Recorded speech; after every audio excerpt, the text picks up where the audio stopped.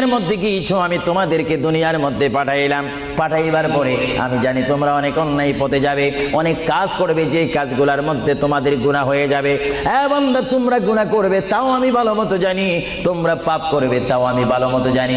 বান্দারে, পাপ করার পরে, গুনাহ করার পরে একাই কি মসজিদের মধ্যে তোমরা কেঁদেছো, রব্বানা যালামনা, বলেন রব্বানা যালামনা আনফুসানা ওয়া ইল্লাম তাগফির লানা ওয়া তুরহামনা লানাকুনান্না মিনাল খাসিরিন বলে বলে মসজিদে কেঁদেছো, আসরের নামাজ পড়ে কেঁদেছো, যোহরের নামাজ পড়ে কেঁদেছো, মাগরিবের পড়ে কেঁদেছো, এশার নামাজ পড়ে কেঁদেছো।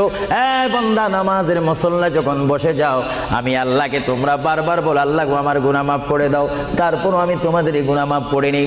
তারপরও তোমরা নিশি রাত্রে, মানুষ যখন ঘুমে যায়, তোমার বিবি যখন ঘুম যায়, তোমার ছেলে যখন ঘুম যায়, তুমি নিশি রাত্রে ঠান্ডা পানি দিয়ে ওযু বানিয়ে